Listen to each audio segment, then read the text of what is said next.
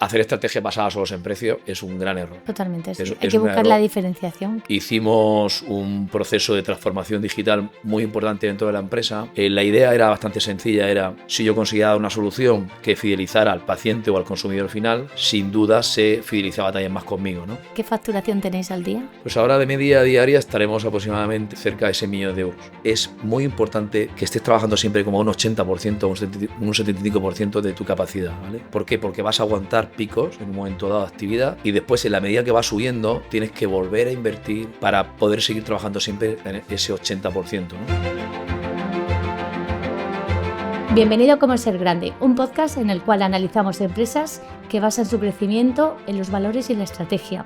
Hoy vamos a estar con Javier López, director general y CEO de EFAME. Es una de las principales empresas de facturación en la región de Murcia y que ha tenido un crecimiento exponencial en los últimos 10 años. En este episodio vamos a ver cómo una empresa de distribución farmacéutica se preparó para la pandemia, cómo transformó toda su estructura interna para prepararse para la inteligencia artificial y cómo, a través del ejemplo del CEO, transmite los valores a su equipo para que genere más talento y más compromiso. Bienvenido, Javier López, muchas gracias por estar aquí en nuestro podcast. ¿Qué tal estás? Muy bien, muchas gracias por la invitación, Ana. Encantado. Nada, gracias a ti por venir. Y nada, me gustaría que nos compartieras en qué consiste vuestra actividad y en qué consiste exactamente la actividad farmacéutica. Bueno, nuestra actividad, nosotros pertenecemos a la distribución farmacéutica española. La distribución, que quizás dentro del sector farmacia es una de las grandes desconocidas, básicamente consiste en comprar medicamentos y parafarmacia a los laboratorios y suministrar todos los días a las farmacias, una logística muy avanzada, en sus necesidades. Lo que ocurre es que en España la distribución farmacéutica, que es una anomalía a nivel mundial, las tres primeras compañías están en manos de cooperativas. Es decir, que nuestros socios son los propios farmacéuticos que también son nuestros clientes, ¿no? Esto es bastante raro y, por tanto, la gestión de las empresas, aunque son muy grandes en facturación, después veremos datos de facturación, me imagino, son muy, muy grandes y también estamos diversificadas. La razón principal de la distribución farmacéutica es el servicio, no tanto, tenemos que estar equilibrados, no tanto el resultado, pero es el servicio hacia nuestros socios, al ser cooperativa. Y nosotros en tamaño, tenemos un tamaño relativamente grande, facturamos 1.800 millones de euros y somos los terceros del país. ¿Qué plantilla contáis? ¿Cuántos empleados? Unos 1.300 empleados. ¿Y qué diferencias tenéis respecto a los competidores más grandes que vosotros? Bueno, buena pregunta. Vamos a ver. Primero, nosotros no estamos en todo el territorio nacional. Estamos principalmente en la zona del Levante. De hecho, el MED se llama EFAME, ese MED de Mediterráneo. Estamos desde Barcelona hasta Cádiz. También estamos en una parte de Castilla-La Mancha. Estamos en Madrid. Y últimamente, por fusiones que hemos hecho con otras cooperativas, pues nos hemos ido un poquito hacia el norte, ¿no? Estamos como en la diagonal de España y teniendo en cuenta ya también una parte del norte, ¿no? Diferencias. Vamos a ver, es una buena pregunta porque EFAME, desde el punto de vista logístico, de solución a los socios o clientes, también tenemos clientes, pero principalmente socios, pues hacemos dos cosas relativamente parecidas, ¿no? Tenemos logística muy avanzada, muy robotizada. Quizás lo que sí que tiene EFAME diferente es, primero, tiene una marca propia, que es la marca Interapotec, que nos funciona francamente bien y es diferencial.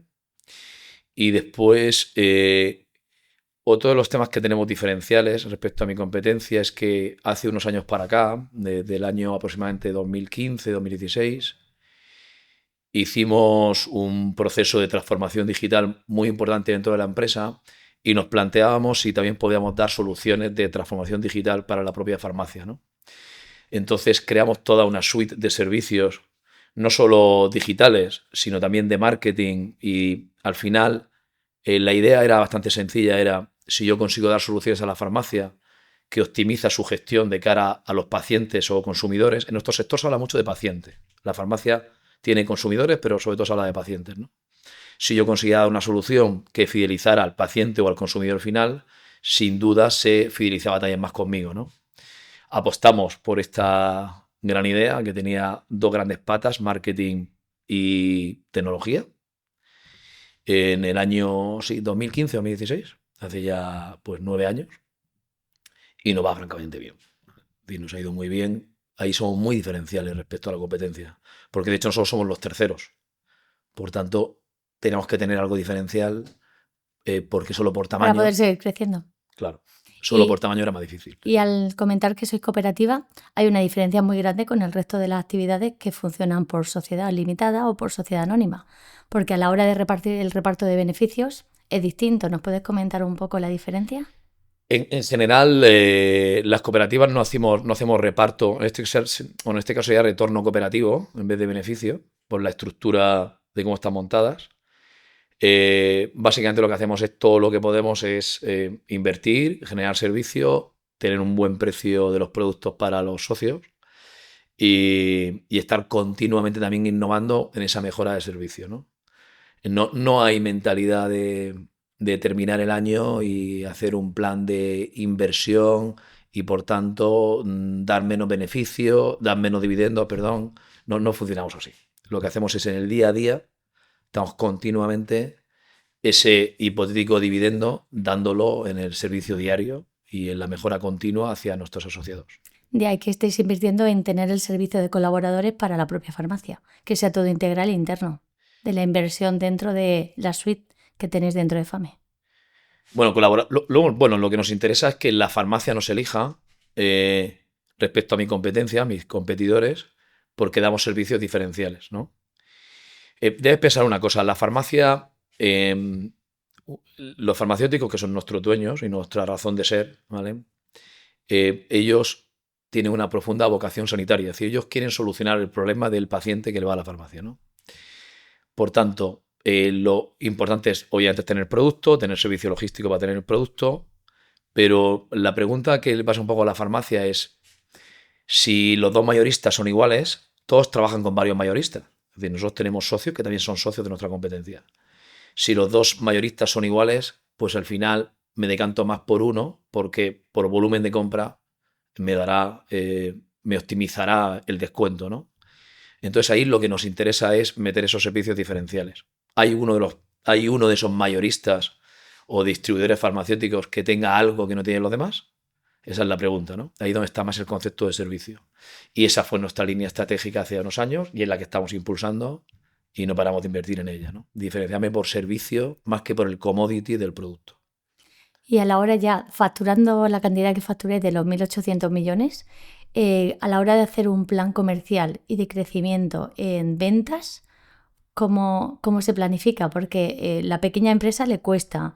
A la pequeña empresa le cuesta mucho el hacer un plan de expansión-crecimiento a la hora de ver cómo voy a hacer crecer el número de clientes o el número de facturación.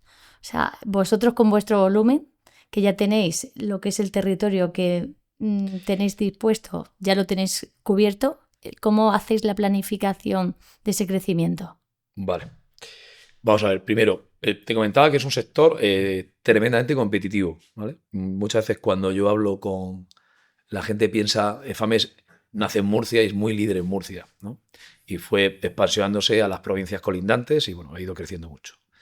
Pero la gente a veces tiende a pensar que es un sector no competitivo, ¿no? Es justamente lo contrario. Debes tener en cuenta que la farmacia trabaja todos los días con nosotros y otros competidores, porque básicamente si no tengo un producto y se lo pide a la competencia y lo tiene, pues la competencia ya está entrando en un cliente que en teoría no son clientes cautivos, ¿vale?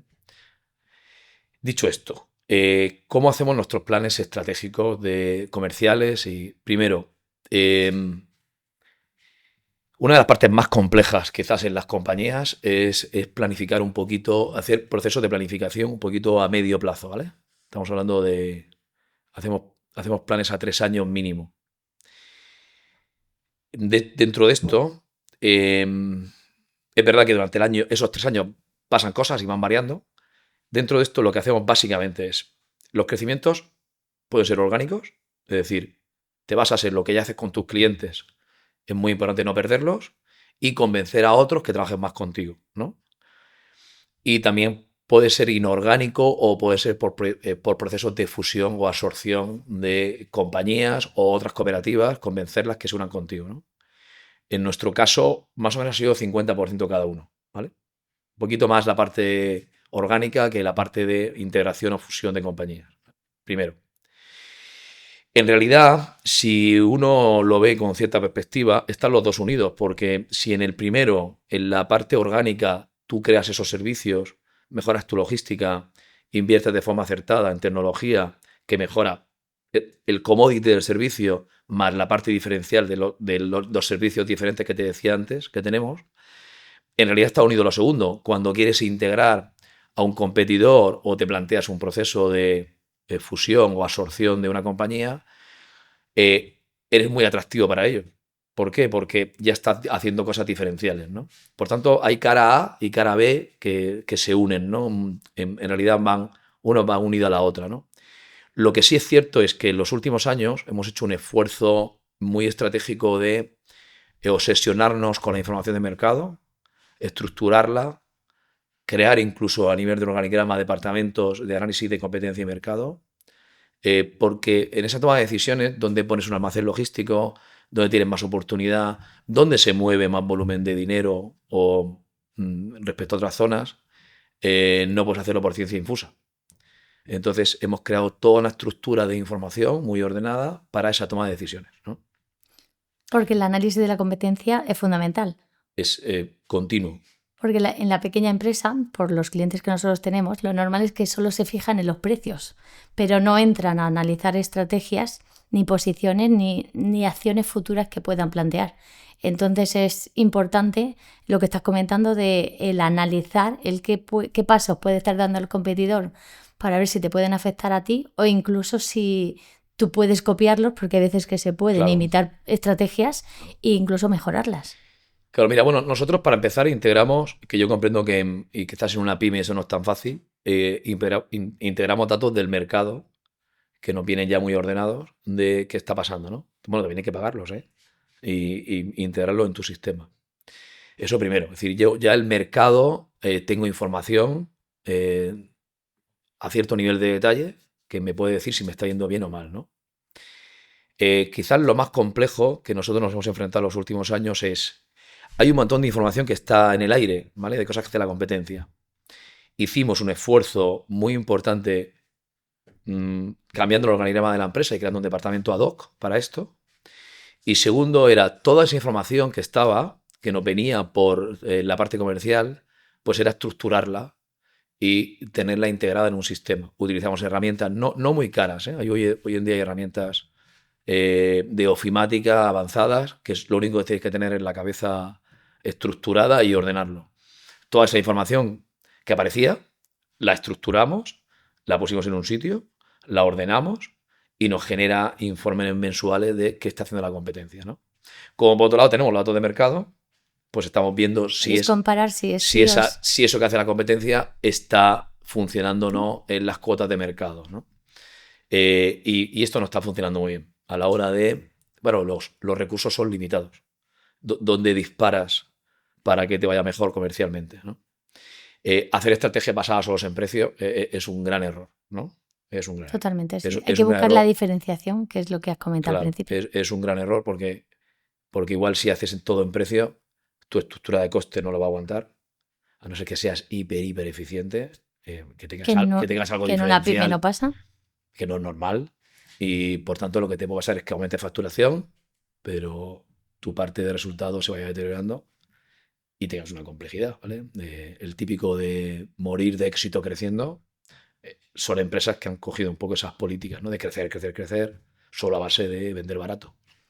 Y cuando una empresa empieza a crecer, vosotros cuando empecéis a crecer y dais con la estrategia que os ayuda a hacer ese crecimiento, a nivel de producción, ¿cómo vais equilibrando la parte? Porque está muy bien cuando ya funciona el departamento comercial y empiezan a entrar ventas, ya sean orgánico o no orgánico. ¿Cómo lo equilibráis con tengo capacidad productiva y no llego a mi techo tope, que pueda utilizar los recursos o pueda medir qué inversiones son las que tengo que hacer y cuáles no? Vale, mira, yo te comento. Igual que tienes datos comerciales y los tienes que estructurar, tus datos productivos también los tienes que tener muy claros todo el tiempo, ¿no? Con muchísimo control. Y ahí tienes que tener una visión muy, muy estratégica, un poquito a largo. Bueno, a largo, a medio. Cuando hablo medio me refiero a 3, 4 años, por una sencilla razón. Si tu capacidad productiva ya está en ciertas situaciones de saturación, es decir, si está trabajando, imaginemos, tu capacidad productiva es 100% y ya está trabajando todo el tiempo a un 90-95, no vas a aguantar picos de actividad, ¿vale? Por tanto, es muy importante bajar ese grado de saturación de cómo estás trabajando e intentar que estés trabajando siempre como un 80%, un 75% de tu capacidad, ¿vale? ¿Por qué? Porque vas a aguantar picos en un momento dado de actividad y después, en la medida que va subiendo, tienes que volver a invertir, pues como eso tarda más, las inversiones tardan en materializarse, para poder seguir trabajando siempre en ese 80%, ¿no? Nosotros hemos ido haciéndolo. De hecho, aceptábamos picos de producción donde, si lo pienso en una venta diaria, en el momento que vendíamos pues, Di el cerca de... dato. ¿Cuál es el dato que a mí siempre me gusta mucho? ¿Qué facturación tenéis al día? Pues ahora de media diaria estaremos aproximadamente cerca de ese 1.000.000 de euros, aproximadamente, más o menos de media. Lo que te comentaba es que si no haces las inversiones puedes aguantar un pico de 7 millones y pico de facturación en nuestro caso, 7,5. Bueno, debes aguantarlo. Ahora, hoy en día, hemos llegado a tener picos de facturación de 9 millones y de 10 millones de euros. Y la estructura productiva La, los ha la soportado. estructura lo soporta porque está dentro de ese 20% o 25% de De capacidad, margen. de margen de capacidad de crecer. ¿Qué ocurre? Que si eso es muy continuo, que es un éxito en venta.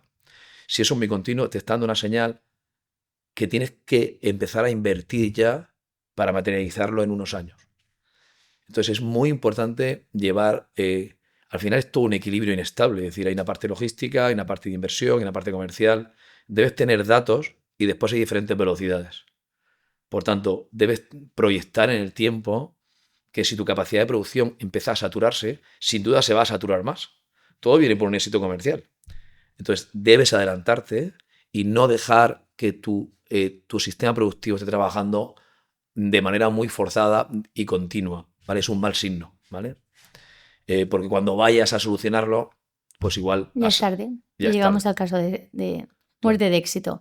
Aunque sé que es muy complejo lo que te voy a decir, lo que te voy a pedir, pero nos podría dar como 3 pasos porque la pequeña empresa, la pyme, no llega ni a medir cuál es su capacidad productiva. Sí. Entonces, el paso previo, quien no lo esté haciendo, ¿qué tendría que hacer para calcular cuánto puede producir? Bueno, vamos a ver, mira, Independientemente del sector, de la actividad, pero como en líneas generales, debería de empezar por aquí. vamos a ver. Lo primero que hay que hacer siempre, lo primero que hay que hacer es una fase de inventario de datos, siempre, siempre. Es decir, la gente dice, es que no tengo, cuando tú le preguntas a alguien en empresas y dice, oye, más o menos, ¿qué actividad tiene? Oh, no tengo claro. Bueno, es que varía mucho, ¿no? No son respuestas convincentes. No, eso no puede ser, ¿vale? Tú el proceso, aunque sea con un orden de magnitud de cierto error, debes conocerlo. Cuántas unidades preparas al día, cuántas líneas, si estás en otro tipo de sector, cuántos kilos trabajas, lo que sea la unidad de medida, ¿no? Pero debes saberlo, ¿vale? ¿Dónde está la información? Tendrás maquinaria, tienes sistemas informáticos, tienes RPs, lo que te falta es unirla, ¿no? Entonces, el primer paso siempre, y ahí no hace falta grandes temas de inversiones, lo primero es una especie de catarsis importante en la gestión y decir, oye, mido mis procesos, vale, tengo muchos, bueno, no todos, tengo 5 procesos principales, los estoy midiendo, qué dato tengo, vale, eso es muy importante, ¿no? En general, la ley de Pareto se cumple mucho. Es decir, el 20% de las causas son el 80% de los efectos. Por tanto, dominando ese 20%, vas a dominar el 80% de las cosas que te pasan. Pero claro, necesitas los datos. Si no los tienes, tienes que empezar a medirlo ya. Ese es el tema. No hay No es una... algo que se pueda aplazar y que se vaya a hacer Y solo. no hay magia de decir, pues tuve una idea y de pronto acerté. No, las ideas se basan en información, en datos y en cosas muy prácticas, ¿no? Eh, Hoy en día los sistemas de información, no solo del pasado, son mucho más asequibles, son mucho más baratos. Al final va de ordenarte, ¿no? De saber cuál es el proceso que estás siguiendo, tenerlo documentado y luego sacar los datos de ese proceso y a partir de ahí analizar. Claro, mira, pongamos un ejemplo sencillo. Imaginemos un taller mecánico.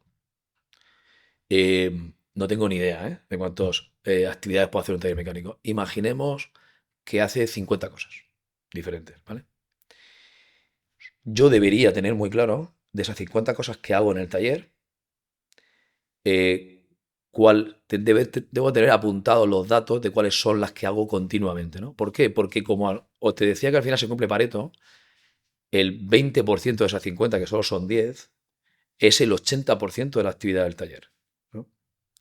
Entonces, controlando esas 10, invirtiendo si alguna de ellas tiene algún problema o no funciona o le falta maquinaria, Analizando invirtiendo cuál en es rentable, no rentable, cuál claro, funciona, no invirtiendo en funciona. esas 10, voy a solucionar el 80% de la actividad. Después que haré un siguiente paso, ¿vale? Y podré llegar hasta el 95%, ¿no? En un momento dado, ¿no? Pero ya tengo bien el 80%.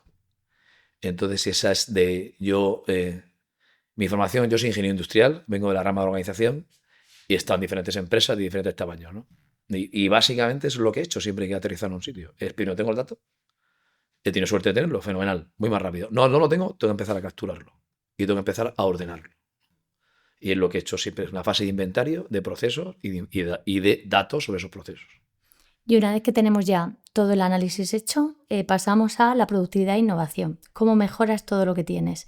O sea, ¿cuál es el proceso que lleváis dentro de FAME para mejorar la productividad y que realmente pues vayáis no perdiendo, manteniendo la diferenciación, no perdiendo la posición en el mercado e incluso cogiendo más territorio? Bueno, pues ahí una vez que ya, teniendo en cuenta que FAME ya es una empresa grande y tiene departamentos y tiene gente profesional en cada departamento, eh, ahí tienes que tener ya indicadores de gestión pues más de detalle en relativo a las productividades y tienes que estar muy atento a la innovación que está ocurriendo en general en cada una de las áreas, ¿no? Al final eso es responsabilidad del directivo, ¿no? Nosotros tenemos, por ejemplo, un responsable de operaciones que está continuamente midiendo y comparando productividad de diferentes almacenes o centros logísticos.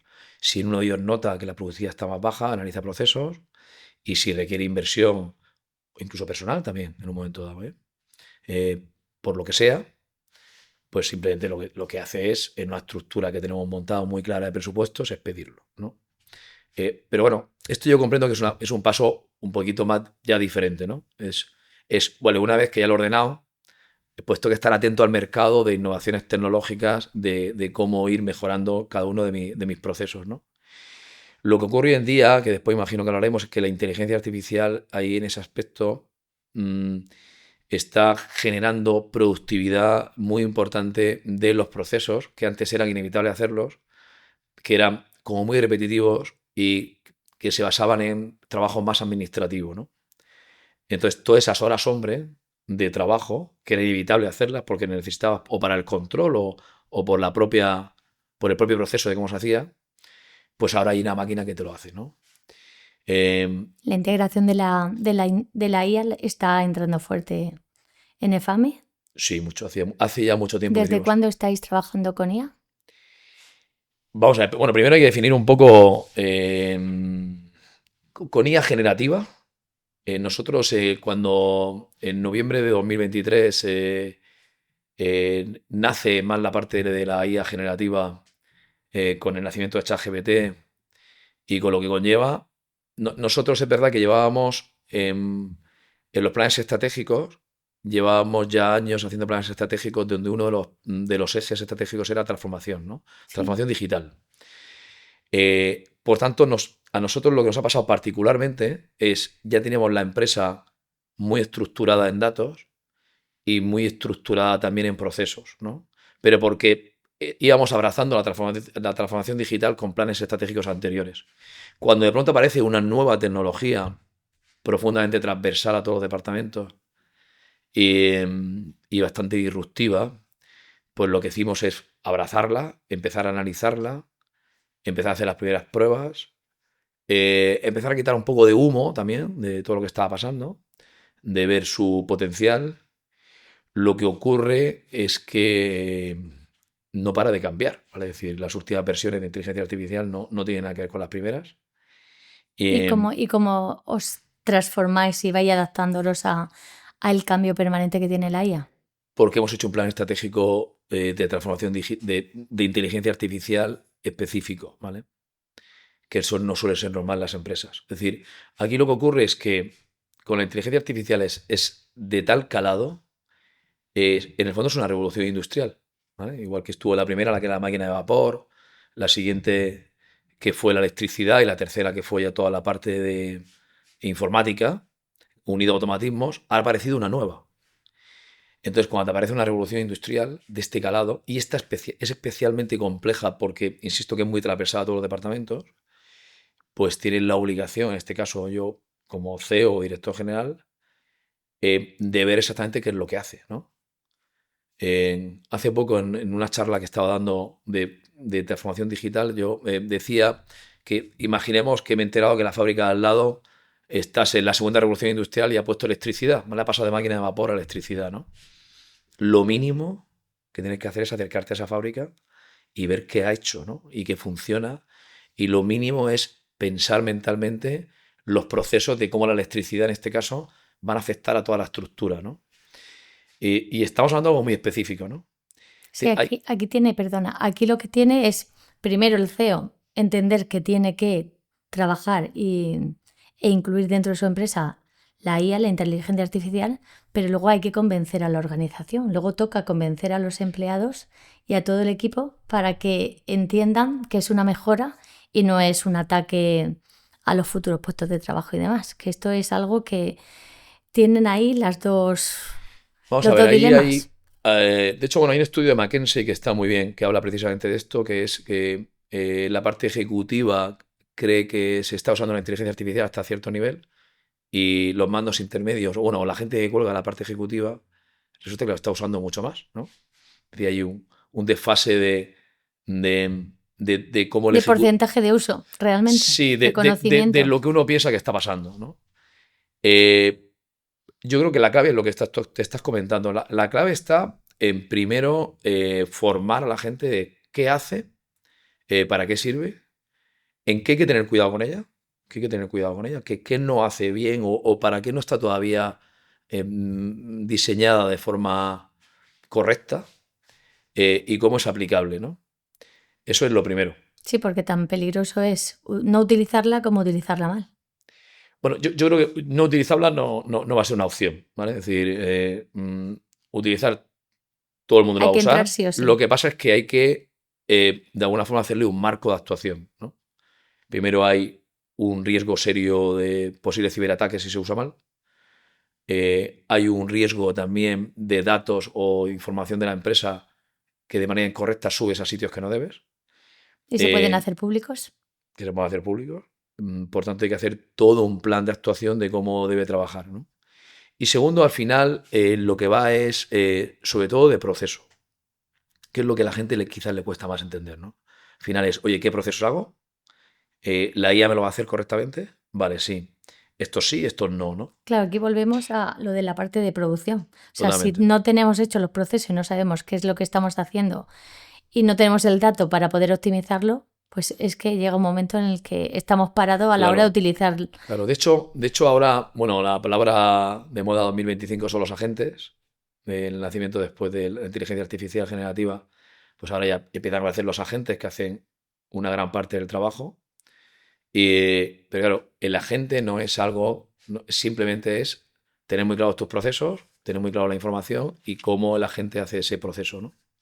Por tanto, volvemos a lo mismo. Y después hay un tema muy interesante y es, una cosa son los procesos que estás haciendo actualmente, que una IA o, en este caso, un agente te los va a ir haciendo. Te los puedes sacar, si no los Te los va a tienes, sacar. te puede Y otra ayudar cosa mucho. es nuevos procesos que nunca te habías atrevido a pensar, porque era aparentemente imposible. O lleva muchas horas de trabajo. Horas de trabajo o información de diferentes departamentos, que ahora sí soy capaz de pensarlo, ¿no? Por tanto, hay una parte muy disruptiva mental donde hay que pensar otras cosas que no son estrictamente lo que llevo haciendo de toda la vida de manera continua, ¿no? O de manera inercial. Es decir, no va de hacer lo que hacía toda mi vida, que eso sí me lo va a hacer una máquina de forma correcta, sino de cosas diferentes que podría hacer gracias a la inteligencia artificial, ¿no? Para eso hace falta formación. Es decir, la obligación de los dueños de las compañías o los CEOs o los directores generales es, sin duda, invertir de forma formativa y abrir el melón, que es una palabra muy murciana, ¿vale? Abrir el melón de toda la parte ejecutiva o responsable, ¿no? Es decir, oye, esto es lo que hace esta tecnología, ¿no? Y ya está. Es un grandísimo reto al, al que nos estamos enfrentando todos. Porque lo que también sabemos es que el que no lo haga, si lo hace la competencia y es más eficiente, le van a pasar dos cosas. Uno es, la relación con el cliente va a ser mejor, muchísimo mejor. Y segundo, va a meter más eficiencia interna en costes, con lo cual podrá abaratar su política de precios hacia los clientes, ¿no? Porque ha metido pura eficiencia y productividad. Y por otro lado, es que encima el proceso que hace con el cliente lo hace más tilín, porque le gusta más. Ejemplo típico es la atención telefónica, por ejemplo. Las llamadas, la atención al cliente.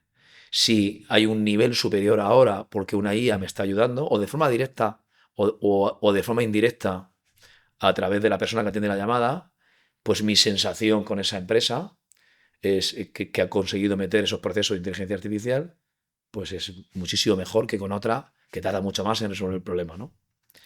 Por la parte que has comentado antes de lo importante de que la importancia de tener los procesos, pero que ahora hay procesos nuevos que antes no nos habíamos planteado que podíamos tener y ahora sí. ¿Cómo organizáis lo que es qué tiempo le dediquéis a hacer esa planificación? Porque en la pequeña empresa lo que falta es tiempo para que se paren y piensen exactamente qué es lo que tienen que hacer. O analicen qué está pasando y qué es lo que puedo mejorar de lo que tengo. O sea, en una pequeña veo bastante complicado el que lleguen a pensar en algo que no están haciendo y no han visto hasta ahora que lo hagan. Entonces, ¿cuál es el proceso que a nivel CEO, a nivel de directivos, trabajáis para hacer toda esa planificación y llegar a ver esos procesos que hasta ahora no se podían hacer porque no eran viables?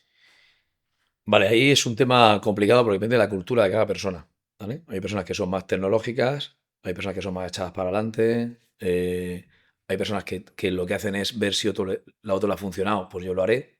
Ahí hay una cultura de cada uno, ¿no? La La- vuestra es más proactiva, vosotros bueno, vais más pioneros, la obligación del director general o de un CEO o el dueño de una compañía, su obligación es primero formar a la gente. Esa es la primera, ¿vale? rodearse de profesionales. Sí, rodearse de profesionales buenos, o mejores que tú, obviamente, cada uno en su área, eh, sin miedo alguno, que hagan, cada uno debe ser mucho mejor que lo que tú sepas de esa área. Pero la segunda es, con lo que está cambiando o las nuevas herramientas, es formarlos, ¿vale? Vale, esa es la primera. La segunda es, quizás como responsables, es hacer el marco de las cosas que deben hacer, ¿no? Entonces, si tú empiezas a indicar a la gente que quieres claramente que en sus procesos, los que tengan una componente muy administrativa, debe ser un agente de IA el que empiece a hacerlo, pues debes empezar a medirlos. Ya te hablo en la parte de responsabilidad del director general o el dueño de la empresa o quien Porque eso lo quieres hace el decirme. director general o se delega en el Departamento de Recursos Humanos. En mi caso, es un mix, ¿vale? Es decir, yo lo que hago es hablo con recursos humanos y recursos humanos de manera no agresiva se sienta con los departamentos y pide un inventario de procesos que en el fondo ya los tenemos, ¿no? El meter más velocidad o menos en esa transformación ya depende entonces del director general, ¿vale? Esa es la realidad, ¿no? Y también hay otro fenómeno que está ocurriendo. Si alguien es muy proactivo y alguien es muy tecnócrata, también puede pasarse de rosca, ¿no? Y puede querer hacer demasiadas cosas con tecnología que igual tampoco está tan madura en algunos temas, ¿vale? Entonces también hay que ir parando o te vienen ciertos procesos de menor calado que en una obsesión de hiperautomatización alguien quiere hacer ya, pero la parte efectiva de ese proceso en la mejora de la empresa pues es muy baja, ¿vale? Hay otros procesos anteriores de otros departamentos que van a tener prioridad. Y después hay un tema, todo tiene coste. La IA no es gratuita. Los tokens que se manejan en cada consulta, proceso y tal, valen dinero. Es decir, cuando alguien llama por teléfono y una IA está escuchando esa grabación y está ayudando, vale dinero. Todo tiene coste. Eh, en Microsoft, si estás poniendo Copilot Pro para cada una de las personas, tiene coste. si lo estás utilizando con Gemini de Google, también para que te ayude, Todo tiene tiene coste. coste, ¿vale? Entonces, pues hay que tener mucho cuidado, ¿vale? El coste que le pagas de la herramienta, pero y el coste del tiempo que invierte el empleado, que tampoco a veces sabe qué está haciendo, Claro, o que dices es muy productivo, siempre y cuando realmente tenga un resultado de lo que trabajas. claro. Por tanto, hay que ser tremendamente pragmático, de coger esos procesos, analizarlos, ideas, tenerlo en algún sitio ordenado, que ha sido lo que nosotros en EFAME particularmente estamos haciendo. Hemos hecho todo un plan donde tenemos un repositorio con un formato muy agradable, donde la gente dice ideas de cosas que quiere automatizar o que se plantea que una IA le ayude, ¿no? Y después hay una serie de ejecutivos que estoy yo y otros, entre ellos recursos humanos y otros departamentos, donde evaluamos la criticidad o la prioridad de esas cosas que están pidiendo. Antes has comentado que depende mucho del estilo de la empresa, de la cultura de empresa y el cómo sea cada uno el estilo de dirección. ¿Cómo definirías tu estilo de liderazgo? El estilo que tú intentas trasladar a tus empleados y dentro de la organización, porque llevas ya ¿cuántos años como director general de FAME? Llevo 14 años. Llevo 14, sí. Pues ¿Hay diferencias entre el estilo de liderazgo de hace 14 años al de ahora? pues no lo sé. No lo sé. Quizás si estuvieran aquí algunos ejecutivos dirían que sí. Hombre, más maduro estoy. Eso te lo... Madurez seguro, ¿vale? Vamos a ver, si uno coge los valores, por ejemplo, que están en EFAME y cuando entras en el hall de entrada, están los valores de la empresa, que los definimos junto con el Consejo Rector de EFAME hace ya años. Pues hay varios que ahí me encantan, ¿vale? Uno es transparencia. Es transparencia. Ese es uno de los principales. Es muy difícil a la gente exigirle que se comporte de una forma o que tenga valores o que piense en la empresa si tú en el fondo no eres transparente, ¿vale? Hay uno de los valores que es, pues bueno, hay una parte que es innovación, es decir, meter esa cultura de innovación, pues a su vez, para que haya innovación, pues debes invertir. Y si aparece el director de tecnología y te dice que hace falta inversión, pues no puedes tener mentalidad austera en tecnología y por otro lado decir a la gente que innove, ¿no? Eso Incoherente. es incoherente, ¿no? Hay otro que es pasión, otro de los valores de la empresa es verdad que las cosas hay que hacerlas con pasión, ¿no? Te tiene que gustar lo que haces, si no, Claro, no sale bien. después hay otro que pone que es trabajo en equipo, ¿no? Entonces, va muy unido también con la transparencia. En el tema del trabajo del equipo, si tienes también que ser coherente con tu propio organigrama. Si tú tienes un organigrama muy, muy corto de muy pocas personas, pues bueno, estás trabajando en equipo con esas personas, pero son muy pocas, ¿no? Entonces, en nuestro caso, por ejemplo, que no es normal, tenemos un organigrama muy plano, ¿vale? Eso, por mi parte, conlleva un proceso que te desgasta de transparencia y sobre todo de transversalidad de información entre todos. Pero Requiere más control que si fuese más vertical. claro, bueno, más que más control, requiere más esfuerzo de comunicación, Claro. ¿vale? Pero por otro lado también la experiencia te dice que en la medida que todos creen en algo y que van en concepto de equipo, por eso trabajo en equipo, pues todos somos más responsables y todos creemos más en algo, ¿no? Entonces yo estoy muy orgulloso del equipo ejecutivo que tenemos, la verdad. Muy, muy orgulloso. Cada uno... De hecho, hemos tenido momentos muy complicados, pues sobre todo por temas climatológicos más la pandemia, que os ha metido en muchísima tensión, ¿vale? Y la respuesta que ha tenido y las soluciones que hemos dado han sido de hiper excelencia. Hemos solucionado problemas, por ejemplo, con la última Dana de Valencia, que nos pilló de manera muy, muy intensa, con nuestro centro logístico nuevo, uno de los más potentes o el más potente que tenemos en Ribarroja, en plena zona de la Dana. ¿Cómo solucionamos las cosas? Tomamos decisiones el mismo día, por desgracia, que cayó lo que cayó. Solucionamos todo prácticamente en un cuarto de hora, ¿vale? Ya teníamos experiencia también, por desgracia, de otros problemas climatológicos. Nos había pasado la Dana de Murcia, habíamos tenido la Filomena, y hemos tenido, bueno, sabemos cómo hacerlo, ¿no? Esa toma de decisiones. Porque claro, vosotros el factor principal es la distribución. ¿Cuántas entregas hacéis en la farmacia al día? Pues ahora estaremos cerca de, sí, 30.000 entregas diarias, más o menos diarias. Claro, en el Aproximadamente. momento que se bloquea un almacén, no se puede hacer la entrega. Bueno, siempre entregamos, con lo cual, aunque se bloquee un almacén, otros tienen que acudir al rescate. Eso fue lo que hicimos en Valencia.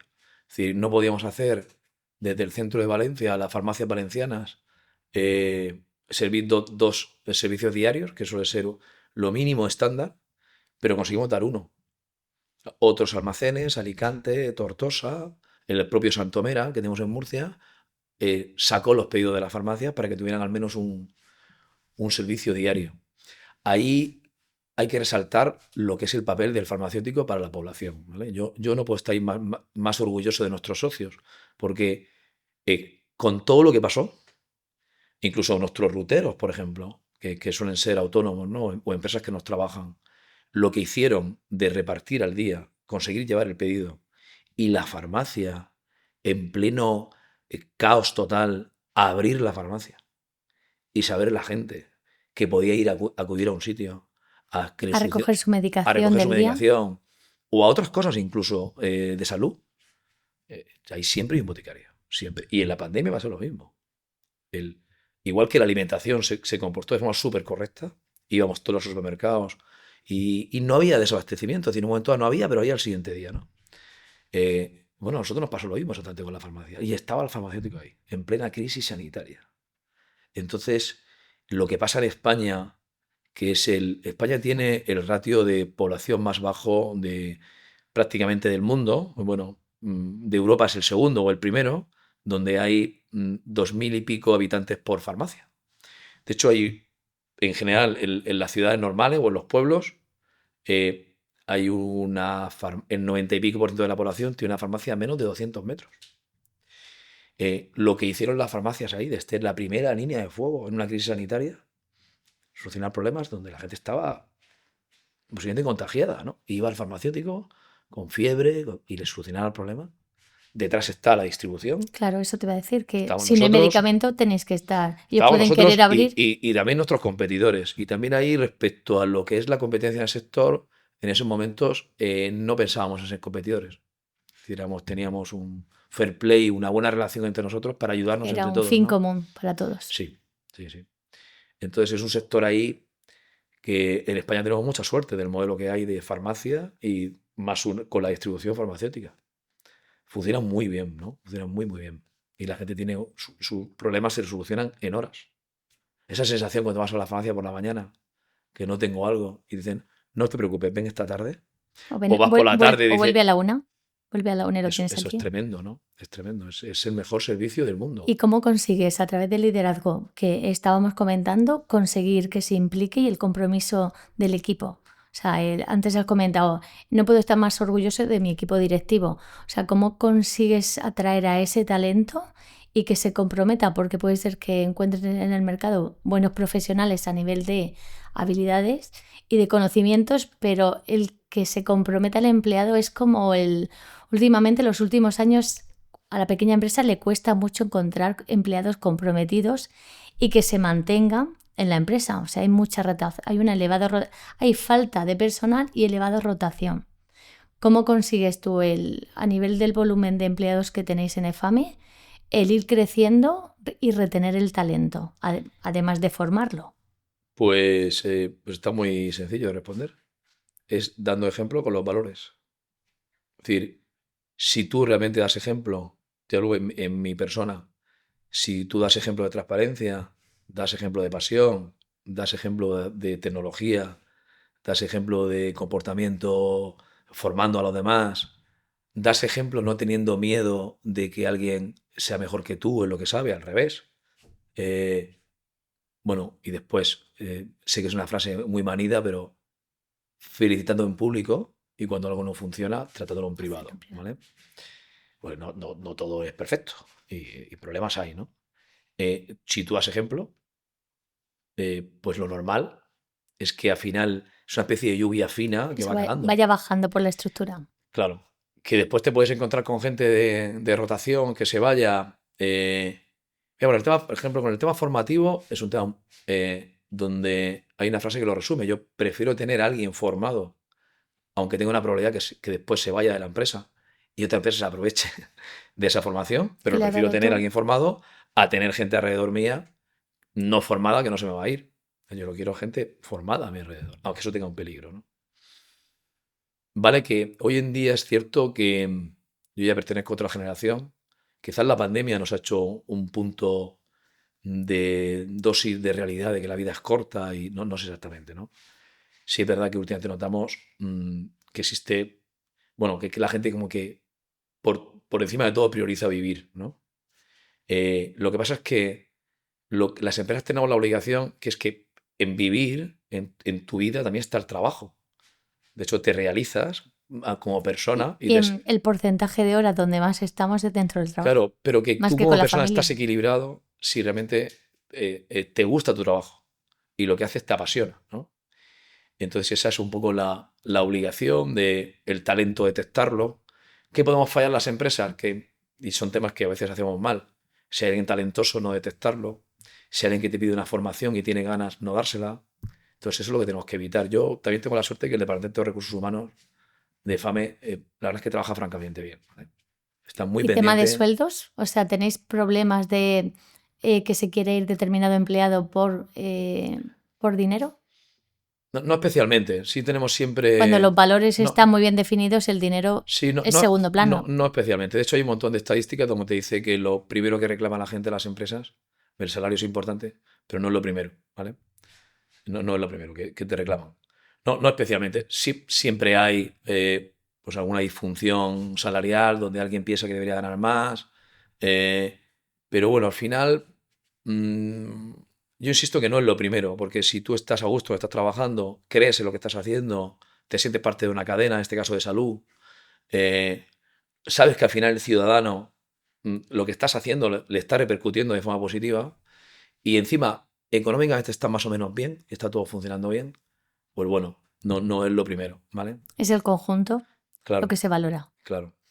Después, espérate, te hablaba de recursos humanos. En nuestro caso hemos motivado muchísimo la integración de los empleados. Jornadas de puertas abiertas, hemos metido temas de deporte para que la gente participe. Bueno, que vamos a hacer más cosas, vamos a hacer más cosas, ¿vale? Porque, Salario no emocional. Salario emocional, no económico. exactamente. Y bueno, y también es verdad que hoy en día pues hay nuevas variables como el asentismo que está ahí y la rotación, ¿no? Bueno, pues más esfuerzo tendremos que hacer para que el talento se quede y detectarlo y, bueno, y fomentarlo también Vale. dentro del grupo. Dentro del liderazgo afecta mucho la parte de delegar, ¿vale? El cómo delegas y el cómo permites que tu equipo sea más proactivo o menos.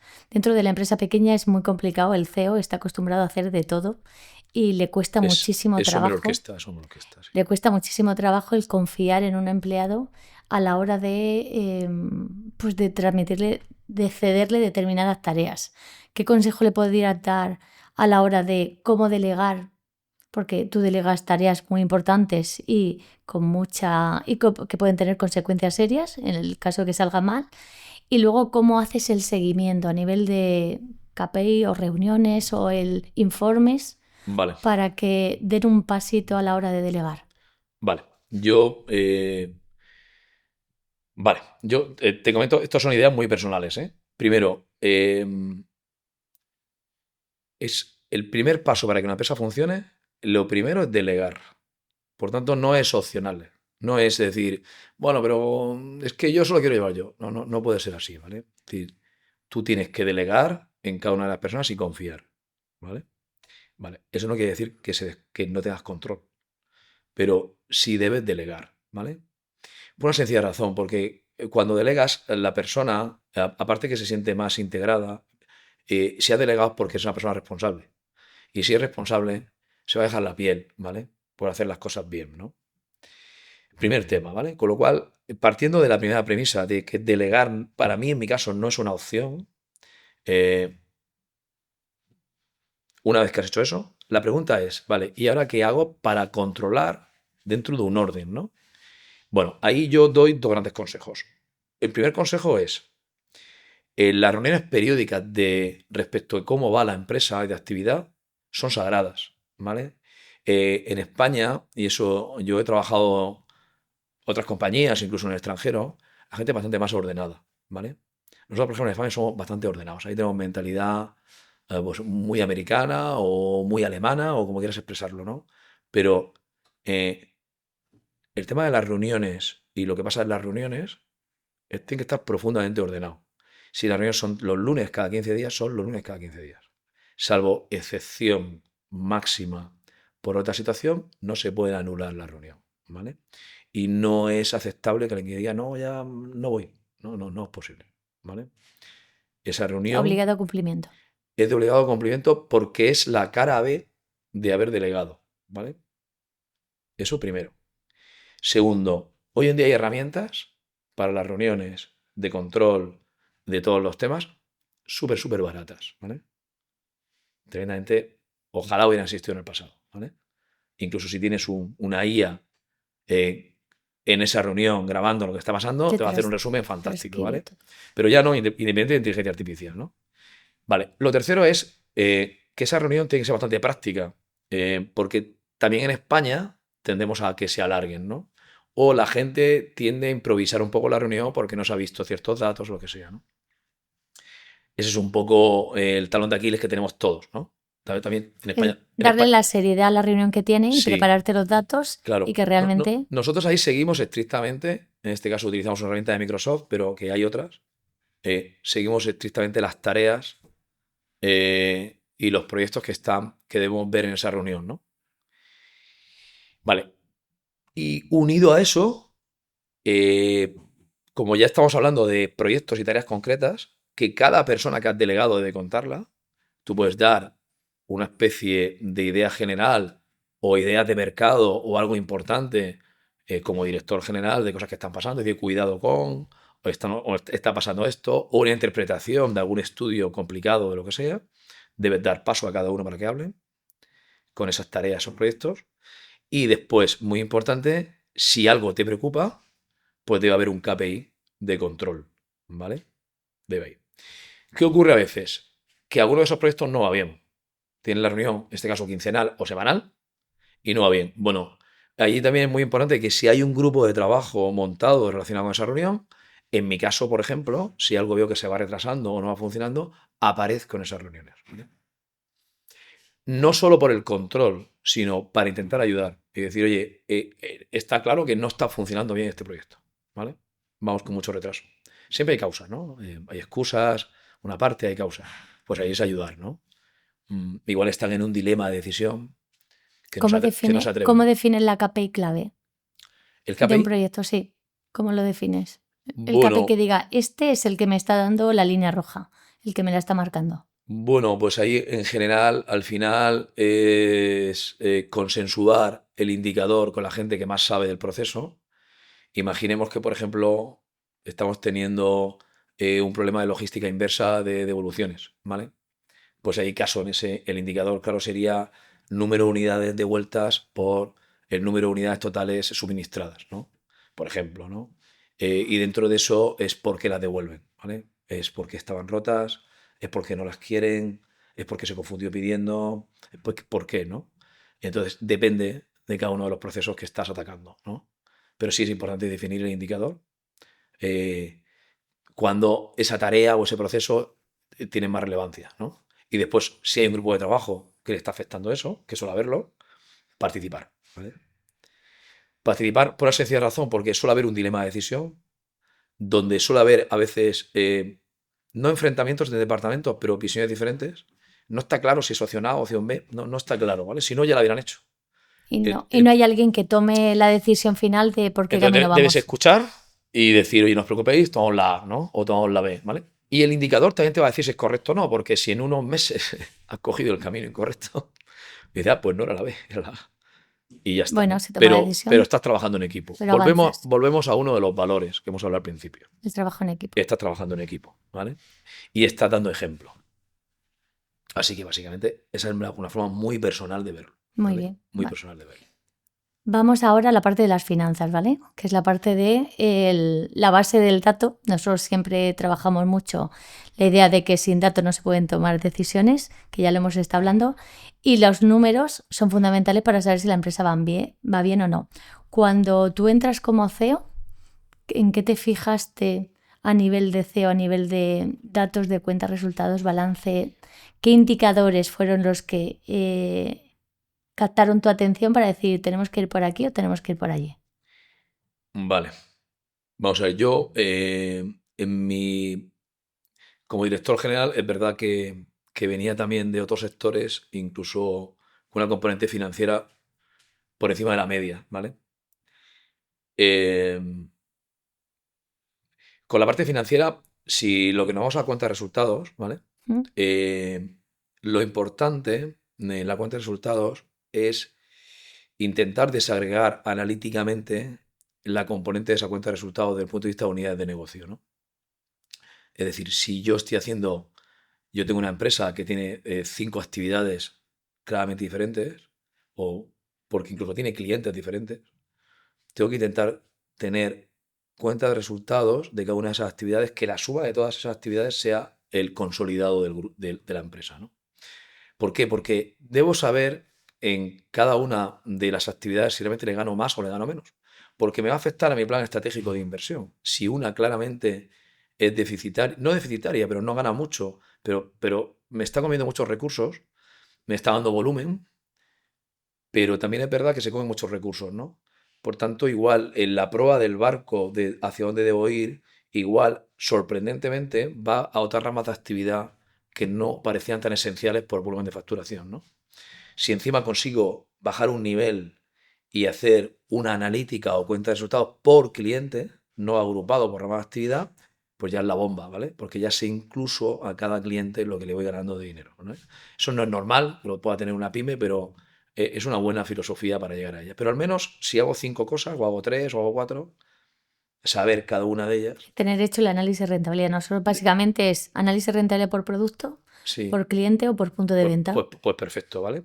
O por rama de actividad, perfecto, ¿vale? Ahí suele haber un dilema importante que es cómo reparto los gastos generales, ¿vale? Es decir, al final, en mi propia nómina, como dueño o como director general, ¿cómo la reparto? ¿No? Sí, La reparto por facturación, aquí se reparte normalmente por por facturación, pero facturación. vosotros, Bueno, lo ¿cómo mejor, lo yo, hacéis? yo aconsejo que se haga más por un ABC por actividad. Es decir, si yo hay una rama de actividad donde no estoy haciendo ni caso, no hace falta ni presencia, no ayudo en nada, pues joder, Que esté ponderado en que función se pondere realmente. una parte de mi gasto cuando no estoy haciendo nada, ¿vale? O, por ejemplo, imaginemos que yo estoy que el RP el sistema de gestión del negocio, el software, tiene un coste relativamente importante y hay una rama de actividad que no utiliza nada de ese RP, imputarle una parte del gasto no parece muy coherente, ¿vale?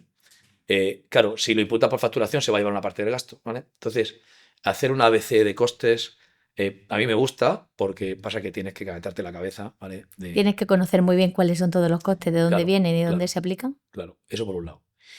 Respecto al balance, bueno, pura obsesión con los flujos de caja, pura obsesión, ¿vale? El EBITDA está bien, es un buen indicador el EBITDA, pero el Dinero. EBITDA está bien para lo que significa para control más sencillo, pero al final es muy, muy importante lo que me está pasando a nivel de control de tesorería, de caja y de flujo de caja. Realmente, ¿qué me está pasando a nivel de flujo de caja, ¿vale? Después yo particularmente me gusta mucho el fondo de maniobra, lo veo mucho, miro mucho cómo me va el fondo de maniobra. No me obsesiono, pero sí me gusta verlo. Y me gusta ver el ratio de endeudamiento, ¿no? Hasta qué punto por cada euro de patrimonio, cuánto está endeudado la empresa, me puede endeudar más, me puede endeudar menos, ¿no? Esos dos los miro bastante. Ya después hay otros muy interesantes, que es el EBITDA respecto a la deuda, ya puedes ir haciendo ratios, ¿no? Eh, pero bueno, si tuviera que aconsejar, que la P&G no esté distorsionada para nada, es decir, que sea muy realista, que sea la suma de las actividades diferentes que quiero medir. Si consigo bajar a nivel de cliente, como tú estabas comentando, que tú aconsejas, pues es un súper consejo, ¿vale? Ese es un nivel premium ya de gestión. Y respecto al balance, obviamente que esté equilibrado, está unido a, lógicamente, la P&G y Sí. mirar mucho qué está pasándome con los flujos de caja y si estoy demasiado endeudado o estoy poco o, o a nivel de fondo de maniobra, cómo está mi circulante, El ¿no? endeudamiento es que se debe de medir siempre porque necesitamos, o sea, tiene que estar equilibrado por si en un momento necesitas tirar de él, que tengas todavía recorrido y que no estés muy sobreendeudado, que eso pasa con mucha pyme, que te está estrangulando la liquidez y el beneficio. Sí. Así Entonces es importante. Así es. Y dentro siempre de un plan financiero se trabaja el plan financiero real, los números que se están teniendo, pero siempre se tiene el punto de vista pesimista y el optimista, el plan de contingencia y el plan de expansión. ¿Cómo trabajáis vosotros? Vamos primero con el plan de contingencia. ¿Tenéis un plan de contingencia previsto para si hay algún problema imprevisto, el cómo actuar? Bueno, sí y no. Lo que intentamos hacer es que los presupuestos, hacemos un presupuesto que es más bien, no te decir que tenga un carácter pesimista, pero tiene un carácter como muy realista. Pero ya tira hacia abajo. Ya tira hacia abajo, sobre todo no lleva una dinámica de decir, bueno, pues si estoy creciendo, nosotros estamos creciendo de manera muy importante, ¿vale? Nos hemos crecido, que no te lo he dicho al principio, pero nos hemos pasado, este año facturaremos, yo creo que terminaremos, bueno, si me ciño al 2024, sin tener en cuenta este año, nos hemos crecido 700 millones de euros en 10 años, ¿no? De 1.100 millones a 1.800, ¿no? Entonces, son crecimientos, es un crecimiento sostenible, hemos ido también al mismo tiempo haciendo inversiones, pero es verdad que son crecimientos muy fuertes. La empresa ha crecido un 60%, tiene 75 años de historia de FAME. Sin embargo, los últimos 10 está creciendo un 60% de todo su tamaño, ¿no? Con lo cual es muchísimo, ¿no? De 800 logísticos hemos pasado a 15, hemos crecido mucho, ¿no? Entonces, de lo que intentamos es, esa componente de crecimiento está bien, hay una parte que es mercado y otra parte que es orgánico, estás creciendo más que el mercado, ¿no? Vale, bueno, no hagas un presupuesto pensando en una inercia tan buena que llevas, ¿no? Porque en nuestro caso debes acomodar el mercado y, bueno, mejorarlo si puedes, ¿no? Pero no hagas un presupuesto excesivamente optimista que tiendas a gastar muchísimo más porque crees que te va a ir tremendamente bien como te fue el año anterior, ¿no? Sé más realista, mira el mercado. Hay que ser austero en el gasto. Sí. Y después, Aunque ¿qué te pasa? Que si tienes alguna sorpresa agradable y durante el año estás creciendo más de lo que esperabas, bueno, pues fenomenal, ¿no? ahí entraría el plan de expansión. Si empiezas a crecer más de lo que esperabas en presupuesto, Claro. ¿cómo lo gestionáis? Bueno, ahí yo te cuento una cosa que nosotros hacemos bastante diferente quizás a la mayoría de las compañías, ¿vale? Yo intento, en un tema de CAPEX o de inversión pura y dura, cuando hacemos un plan estratégico a 3 años, yo intento, y me cuesta mucho, ver ya incluso año a año qué voy a invertir, ¿vale? ¿Quiere decir que esa inversión se haga en todo el año? Pues igual no, ¿vale? Igual alguna pasa el siguiente año. O igual alguna no se llega a hacer. Pasan los 3 años, no hemos conseguido hacerla, ¿no? Pero sí es verdad que intento decir, oye, en estos 3 años que vienen por delante, necesito este nivel de inversión, ¿vale? ¿Por qué? Porque si ese nivel de inversión está superando claramente lo que yo genero de caja, de manera normal, o mis previsiones de flujos de caja, inevitablemente voy a tener que endeudarme, ¿vale? Y de hecho, ahí aconsejo que mi plan de inversión, lógicamente, sea inferior a lo que genero de caja, salvo que tenga muy claro que voy a hacer una política de expansión de algo, ¿vale? Es decir, es una dosis de realismo. Es decir, oye, estoy en un plan estratégico donde es que me voy a endeudar, pero me voy a endeudar porque lo tengo claro. Voy a comprar una empresa, o voy a hacer lo que sea, o voy a hacer inversiones muy fuertes, ¿vale? Y me voy a endeudar, pero debo saberlo ya, o debo tenerlo claro, ¿vale? ¿Por qué? Porque también mentalmente me va a evitar meterme en más deuda. ¿Vale? Porque si me parece algo nuevo que no estaba Y va a previsto, reducir tu flujo de caja. y va a reducir todavía más mi flujo de caja que ya estaba tensionado, ¿no? Entonces, ese esfuerzo de decir, bueno, y en los próximos 3 años, ¿qué voy a invertir? Hay una parte que es inevitable y es inercial, y ya me viene, sé que me va a pasar, servidores, almacenes. Hay otra parte que tengo que renovar equipos, Renovación, reparación. hay otra parte que no lo tengo tan claro y es inversión. Imaginemos en inteligencia artificial. Bueno, eso igual serían OPEX, que serían más gasto más corriente, por igual no, ¿eh? Igual son CAPEX en el sentido de que es inversión pura y dura. Eh, bueno, pues que voy a hacer inversión en este tema, ¿no? Bueno, pues debo saberlo, ¿no? Porque me va a meter una dosis de realidad de no animarme a hacer más cosas de las que debo hacer. Y si me animo, debo tener en cuenta que tiene una altísima probabilidad de deuda, ¿no? También puede ser que el año me vaya francamente bien, ¿vale? Y Sí, por tanto, pero puede que no. O sea, para cuando te va bien no te tienes que preparar. puede- Te tienes pero- que preparar para cuando va mal. pero puede que no. Entonces, eso es ¿vale? Y este esfuerzo de decir las inversiones que voy a hacer los próximos 3 años, pues no es sencillo, ¿vale? Entonces, hay que coger departamento a departamento, sentarse, oye, dime qué vamos a invertir. Algunos no lo tienen muy claro, le pides más o menos un dato aproximado. Y es verdad que en nuestro caso bajamos proyecto a proyecto. Y si alguien dijo un valor aproximado, bueno, pues será un valor aproximado. Después vendrá la realidad de cuánto se gasta, ¿no? Pero debe decirlo, ¿vale? En la pequeña empresa pasa todo al revés. O sea, se hace justo lo contrario de lo que estás diciendo. Se quiere crecer y para crecer se hace la inversión. Sin tener el dinero se financia y luego si no se crece o si no funciona, pues están todavía con más problemas de liquidez y más problemas de tesorería. Entonces es importante el generar dinero para poder pagar, que esto es cuando yo estaba en banca, se enfadaban porque como no hay dinero suficiente en beneficios, no te dan la financiación. Pero es que realmente te están haciendo un favor. Si no puedes pagar la financiación, mejor que no entres a hacer esa inversión. Bueno, el pequeño empresario en España que tiene mucho mérito, tiene que hacer por lo que tú estás haciendo, Ana, y tu trabajo lo que le estás ayudando.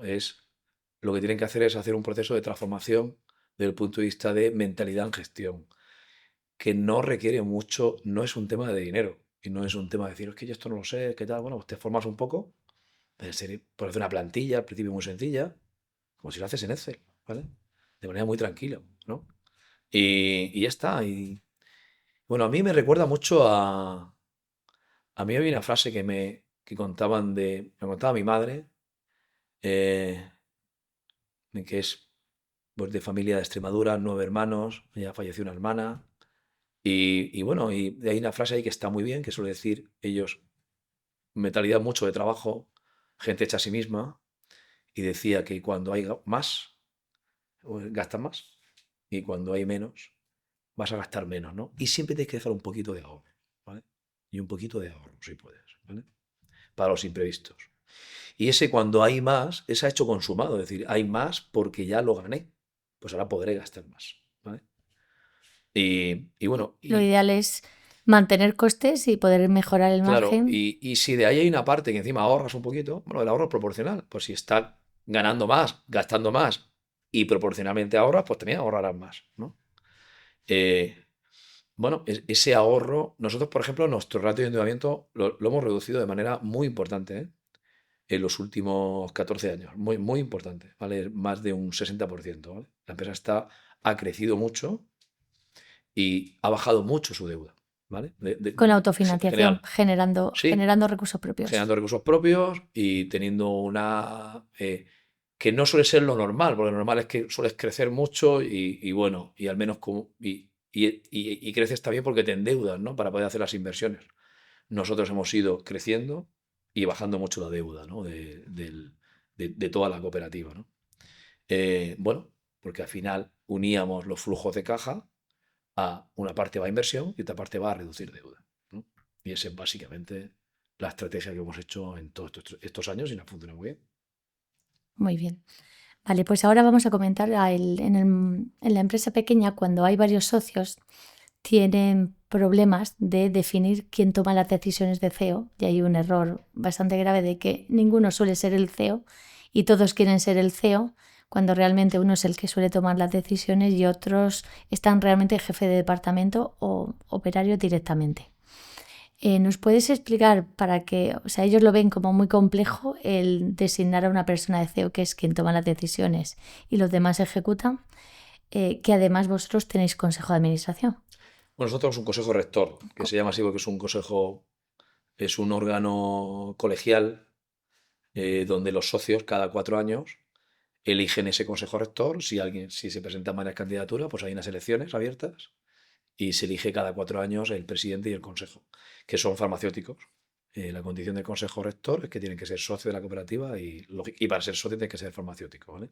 Pero eso eh, es un consejo rector que es el que delega las funciones de dirección y gestión en gente profesional, ¿no? En este caso, ¿no? Y lo que es el plan estratégico lo El decide. plan estratégico, lógicamente, es en lo que hace la parte ejecutiva que es la parte profesional, analiza todas las variables, pero lógicamente el plan estratégico lo que hace no solo lo consensúa, sino participa y de manera muy activa el Consejo Rector decide impulsarlo y después exigir que funcione y Que controlarlo, se ¿no? cumpla.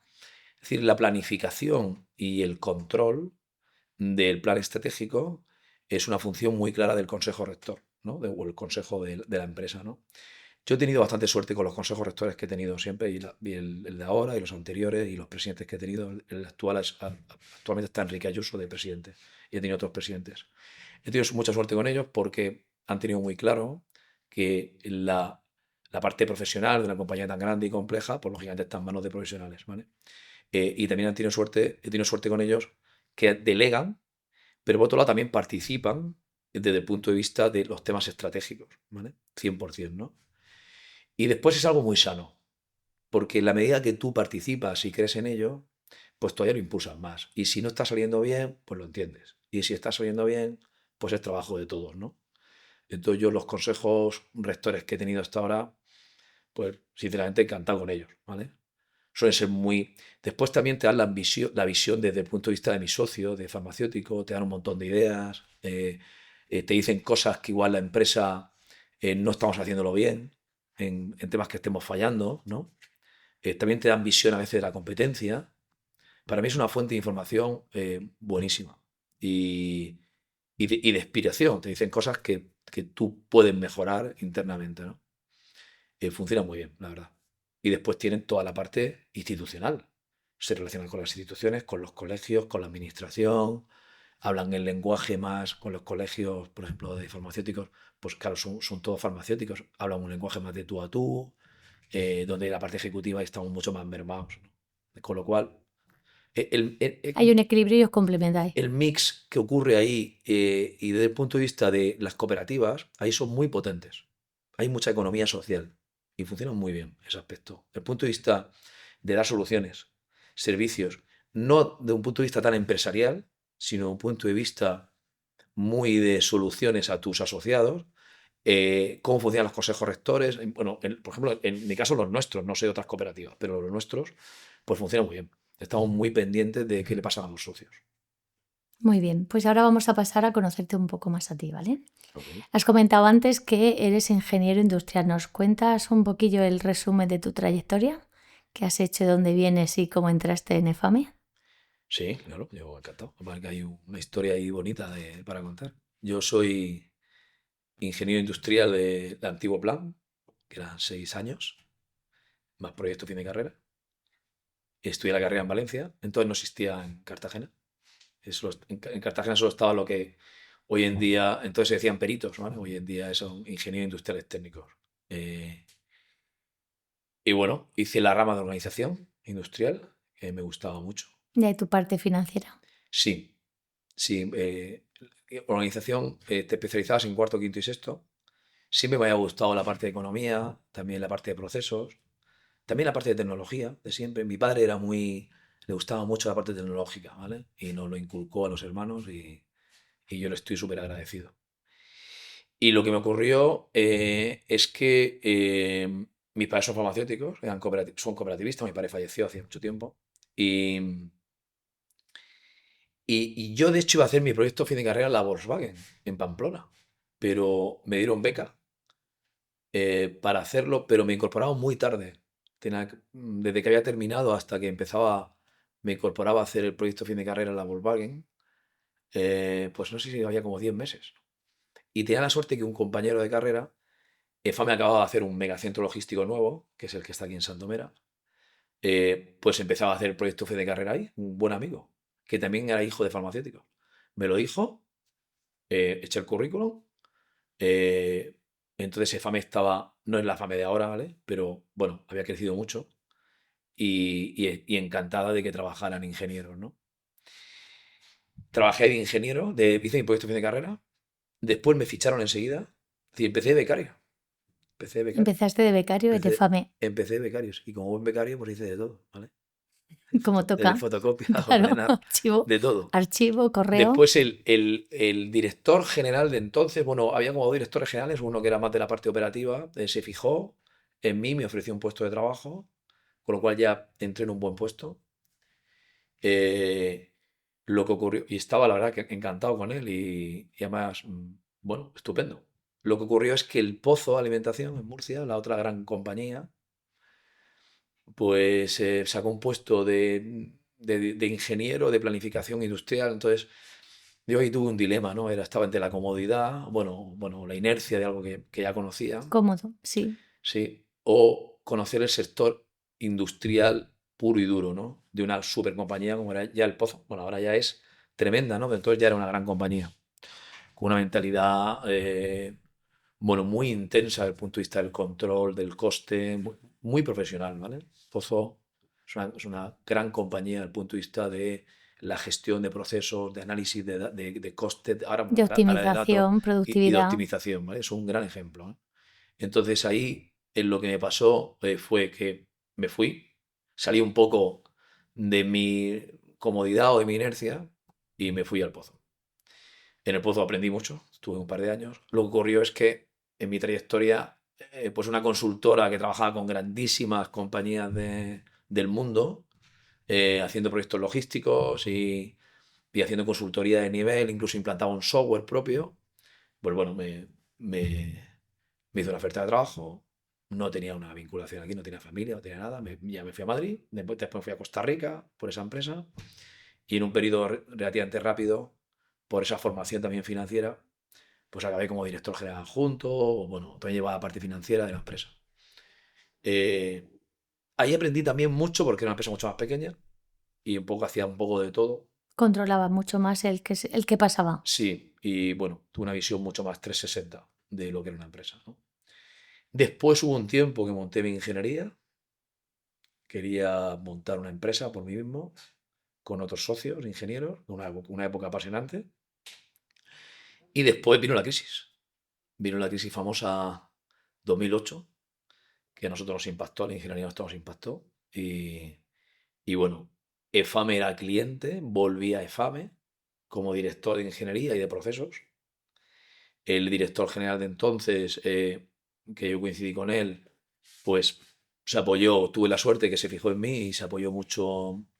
También vio la vertiente financiera de conocimiento global Y procesos, y porque era un perfil procesos. súper completo. Y a los 2 años, pues ya, bueno, él lo cesa o se va, toma la decisión de no seguir, o el consejo rector prefiere que no lleguen a un acuerdo. Y, y entonces, pues yo soy el candidato, ¿vale?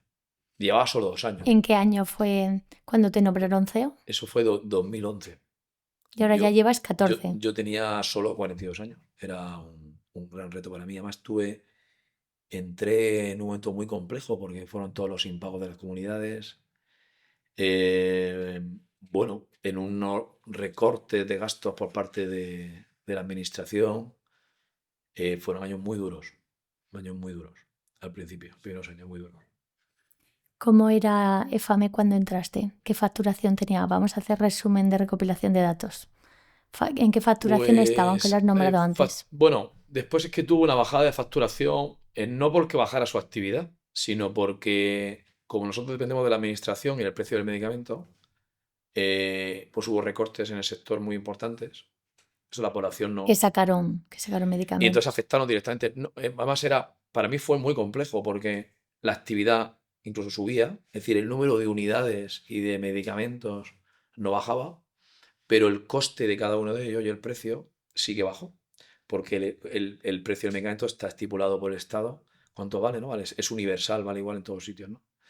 Y los márgenes de la cadena están todos establecidos por la administración. La administración pegó un recorte muy fuerte y entonces nos afectó directamente. El año que yo entré, de pronto dejó de facturar ciento y pico millones de euros, ¿no? Sin hacer nada, Ciento y pico millones, madre en un mía. solo año, sí, de Hay mil empresas. doscientos de 1.200 y pico bajó a 1.100, ¿no? Aproximadamente, ¿no? Eh, entonces, bueno, pues fue difícil, ¿vale? Tuve que hacer un montón de optimización de almacenes, de procesos, me apoyé muchísimo en el equipo ejecutivo, de la parte de recursos. 2011 estábamos todavía inmersos en la crisis 2008-2016. Sí. Lo que pasa es que al ser sector sanitario tenía la dependencia del Estado y fue cuando el Estado empezó a Rescató la tener, banca. empezó a tener problemas. también de famoso, vamos a llamarle rescate, bueno, Sí. intervención, aquello que ocurrió, ¿no? Entonces a mí me pilló ayer. Y bueno, bueno, el equipo ejecutivo se comportó fenomenal. La directora de recursos humanos, que había comprado nueva, lo hizo fenomenal. La parte logística lo hizo muy bien. Y tuvimos unos años de reestructuración interna. El, yo te comentaba el crecimiento porque precisamente está reestructurarnos y optimizarnos. 2014 es un poco el punto de inflexión. 3 años. Sí, más o menos, que fue lo que duró la Es que situación. hay empresas que cuando tienen un problema quieren solucionarlo en 2, 3 meses.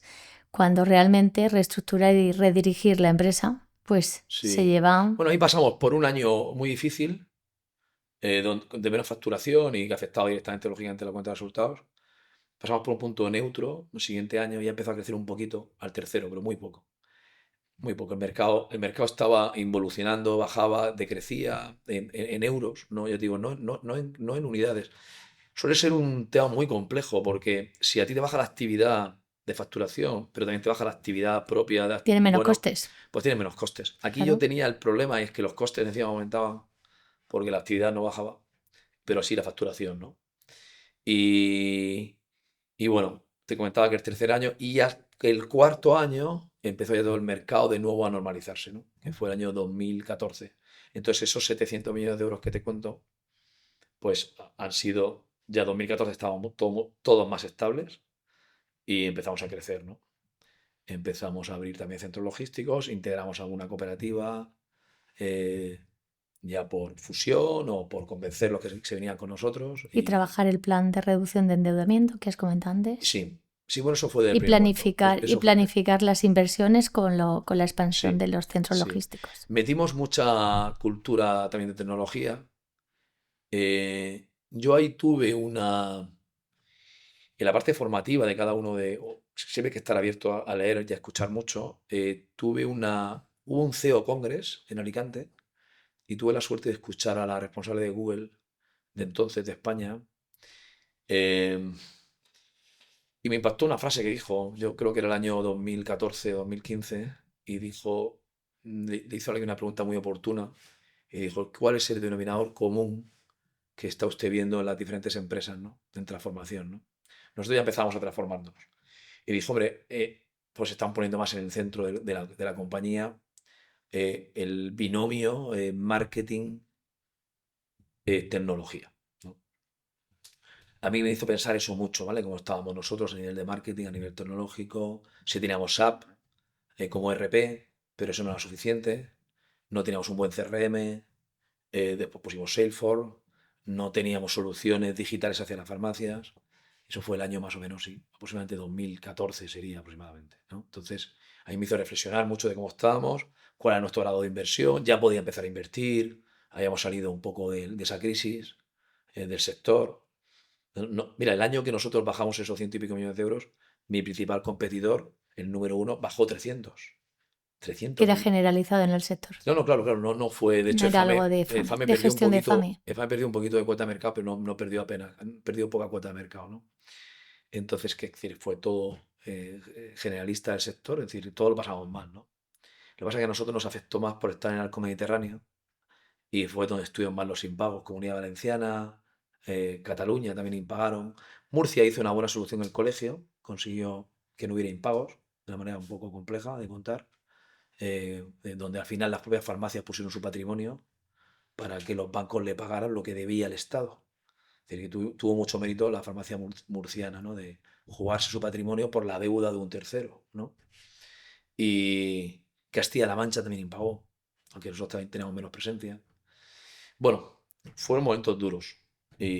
Pero en los momentos duros es cuando salen más eh, la, pues la catarsis personal o las cosas que debes hacer para evolucionar. ¿Cuál es uno de los momentos más complicados que has vivido dentro de FAME en estos 14 años?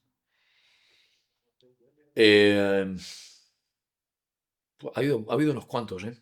Bueno, nombra Ha dos habido o unos tres si cuantos. quieres. La Dana, digo, la pandemia, sin duda. La primera, la toma de decisiones. Nosotros nos adelantamos una semana al confinamiento.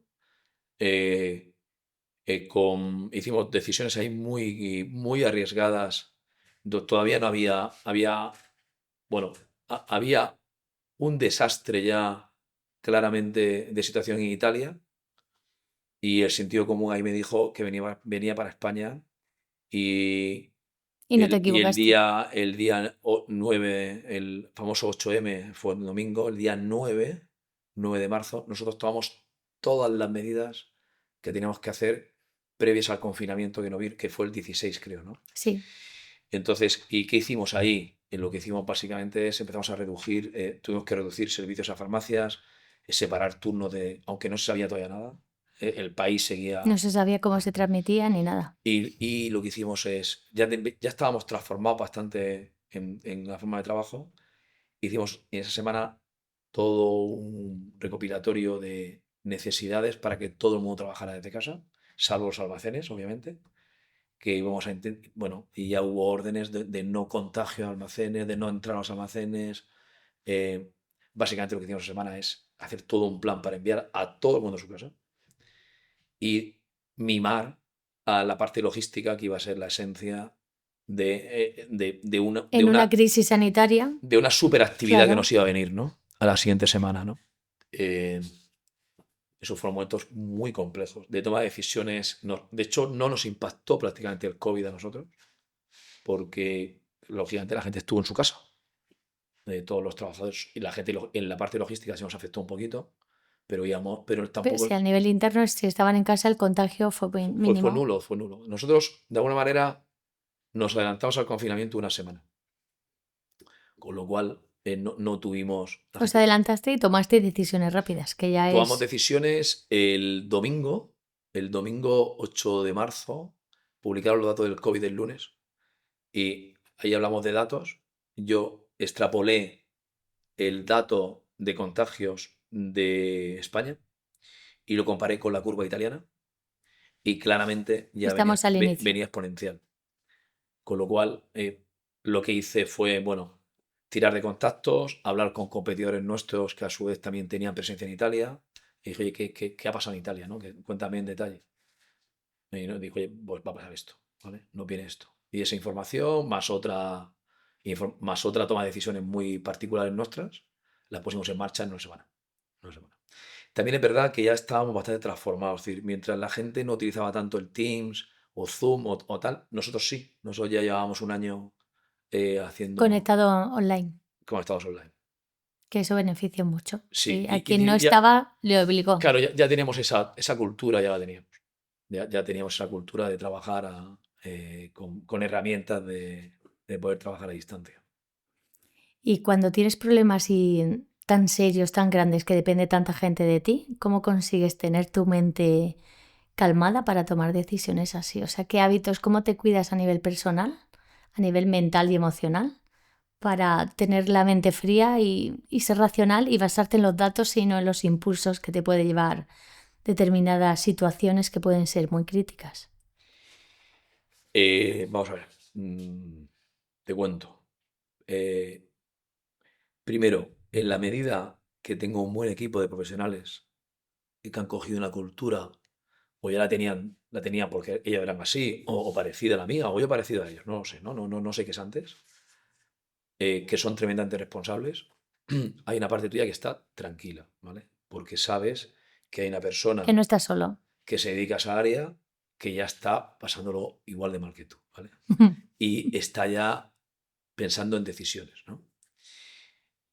Ahí el tema del trabajo en equipo que te decía es en la medida que esa persona en ese vínculo consigues que te cuente sus cosas o dice, oye, estoy pensando esto de manera muy abierta y que diga, Javier, tenemos un problema, no lo tengo claro, creo que es esta la decisión, me baso en estos datos, pero al final también insisto que va de cultura y de valores.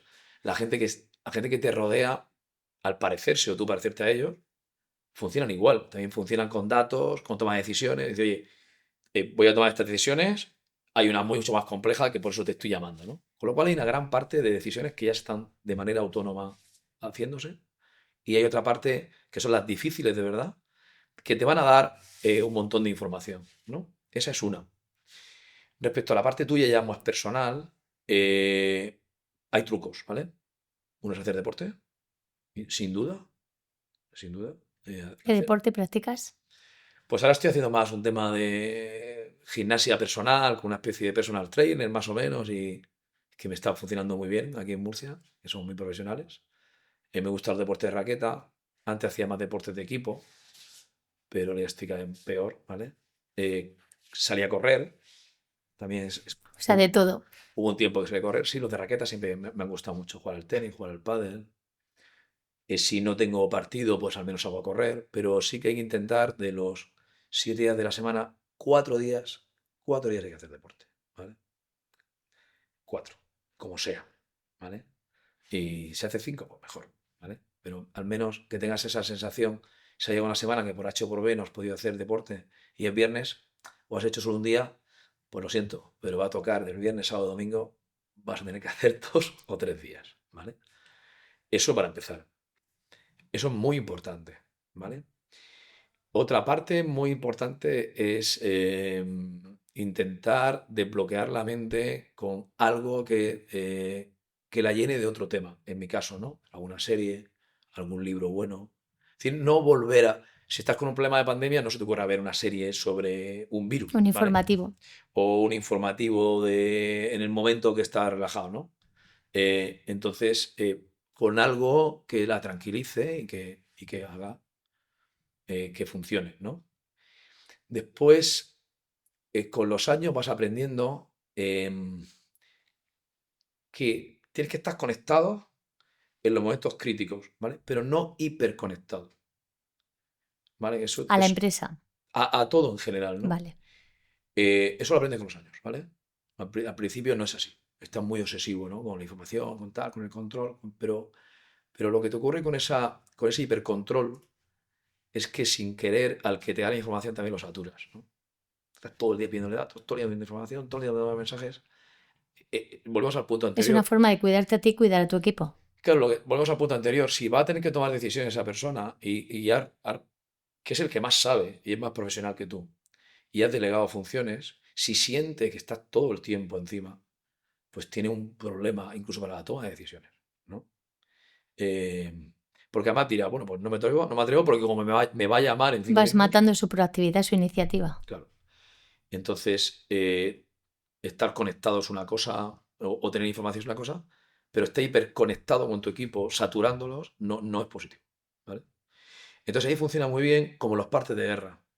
Es decir, oye, aquí tenemos un momento de crisis, trabajen tranquilamente, ¿vale? A la una, yo en el caso cuando hubo la pandemia, había 2 grandes partes de guerra, ¿vale? Por llamarlo así. Para mí era una guerra, un estado de guerra. O sea, a la una y pico, había de lo que había pasado durante la mañana, donde informábamos, donde yo hacía un resumen de todos los sitios a todo el mundo, de nuevo en la parte de transparencia, y después se uno por la noche, ¿vale? Antes de cenar de nuevo, a las 8, 8 y pico, o a veces después de cenar, dependía de la información, volví a hacer un parte de guerra de todo, ¿no? Daba la enhorabuena a la gente que tal, e intentaba ya proyectar algún tema positivo, si lo había, para motivar, ¿no? Decía, bueno, hay información sobre la pandemia en tal sitio o lo que sea, ¿no? Bueno, y funciona, ¿vale? La gente tiene información, lo deja trabajar, tiene un punto de control o un par de puntos durante el día. Después que todo vaya bajando, pues en vez de dos, uno, ¿vale? ¿Para qué vas a un parte escribir un tema de no sé cuánto? No, Cuando porque, ya no es relevante. así que básicamente esas han sido las... y haciendo eso uno mismo también se tranquiliza. Hace ese ¿Cómo te resumen, hablas a ti? O sea, cuando estás en tensión, pues intento hablarme bien, ¿vale? Intento hablarme bien, que es muy importante. Intento hablar sobre todo bien a los demás. Eh, hay veces que no lo haces bien, ¿vale? Hay veces que sin querer, la voz sale y no la no, controlas. estás intenso, estás preocupado, llamas a una persona, te da una contestación que no te satisface. Entonces, también es muy importante reflexionar, darte cuenta que no lo has hecho bien. Pues llamar a esa persona y decir, oye, no lo hice bien, ¿vale? Y si encima lo haces públicamente, mejor, ¿vale? Es decir, si has hecho algo incorrecto. Hombre, yo las cosas que intento, que algo que no me ha gustado, nunca lo hago en público, ¿vale? Pero si hubiera un tono o algo que creo que no está acertado y lo he hecho estando más personas presentes en una reunión, porque al final, por falta de control o por algo de tal, por lo que sea, falta de control me refiero a que no tienen la información, ¿no?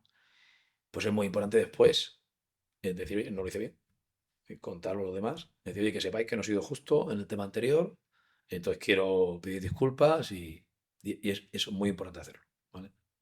Porque nos pasa a todos, porque a su vez esas personas también, con la gente de su equipo, también le estará pasando. Entonces, si le dices que esa es la forma de actuar, pues también lo harán bien con su equipo, ¿vale?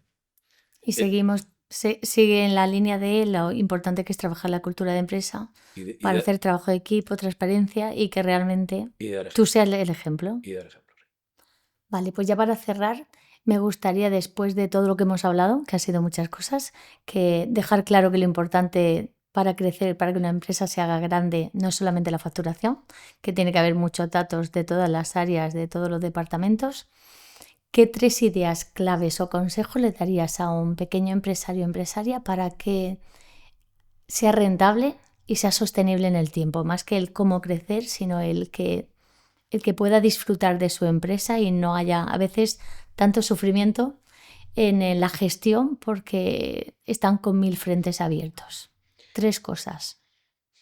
Vale, mira, la primera es, que bueno, que ha estado en toda la conversación. La primera es, depende del tamaño de la empresa, ¿vale? Porque dependerá de cuánta gente son, ¿no? La primera es delegar. Delegar y de rodearte de gente mejor que tú, ¿no? Unido a eso es formar. Es decir, Formar y formarte. formar y formarte tú, por supuesto, pero no tener miedo a que la gente se forme, ¿vale? Es decir, hay que formar a la gente. Y tú, si te formas, pues fenomenal, ¿vale? Y esa es una. Es decir, el equipo humano en esa parte debe ser bueno. No estamos hablando de contratar gente muy cara, sino te puede venir gente de universidad o gente de sitio, lo que tú quieras, ¿vale? Pero gente que tú sepas que va a estar comprometida y que tiene buenas cualidades, ¿no? Por un lado, ¿vale? Esa como idea de cómo va a ser tu equipo, porque es imposible tú hacer todo y necesitas que tu equipo haga las cosas mejor que tú.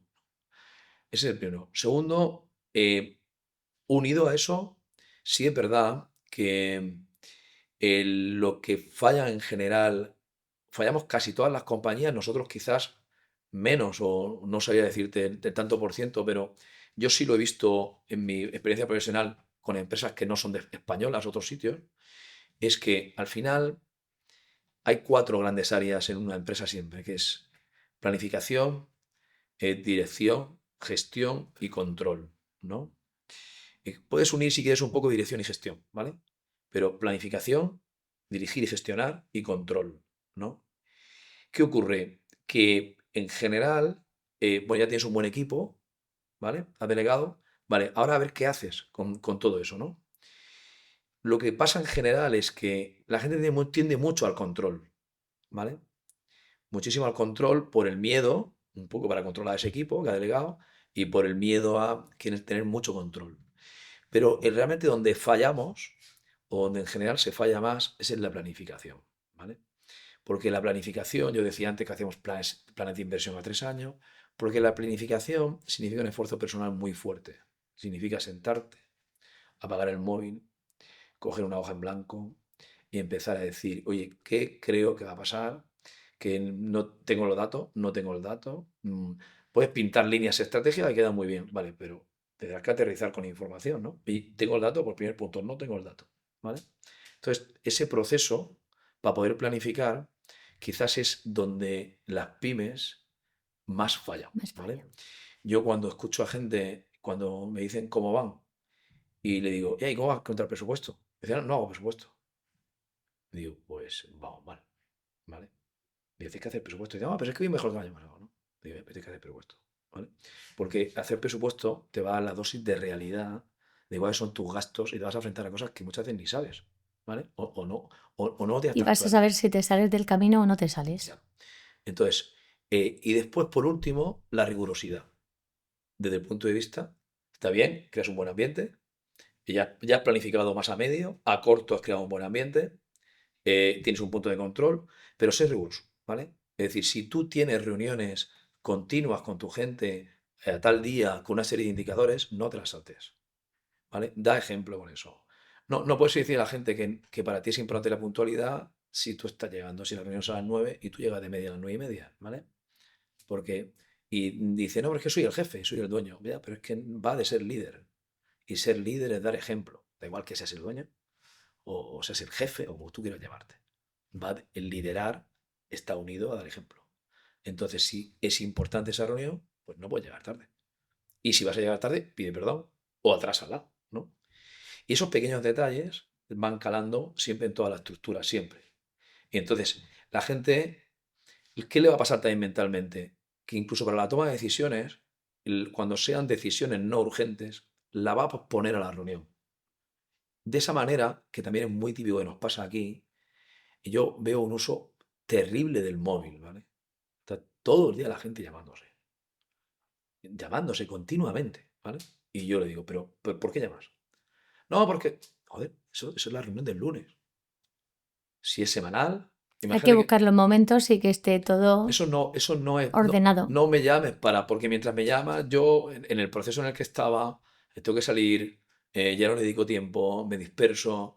Entonces, si estamos en un momento dado de mucho control y la reunión ya no es quincenal, sino que es semanal, y los tiene, tío, los lunes, como puede ser los viernes, el día que uno planifique, ¿no? Sí aconsejo que sean los lunes, ¿eh? Eso sí lo aconsejo, ¿vale? Porque después me permite viajar y hacer cosas.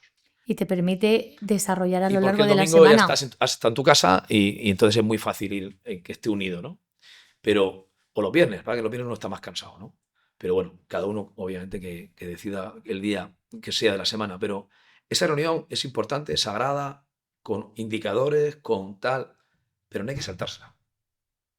Salvo causa de fuerza mayor, o salvo que no se haya avanzado nada en ninguna línea de nada. Y aún así, yo prefiero que la gente no se la salte. No se la salte. Dice, es que no hemos hecho nada especial, digo, pero vamos a verlo. ¿Vale? Sí, o es una toma de contacto de decir, ¿por qué no se ha hecho nada? O vamos a Sí, revisar. no, dices, es que O no, se, no o se avanzamos en ninguna acorta, línea de se las cosas, acorta. pero va a aportar. Y además te ves físicamente, después tomas un café, te cuentan cosas personales. Al final el trabajo no está en la cabeza, sino que está aquí en el corazón y en las tripas, y en la realidad. Y bueno, empatizas, estás ahí y empieza la semana, ¿no?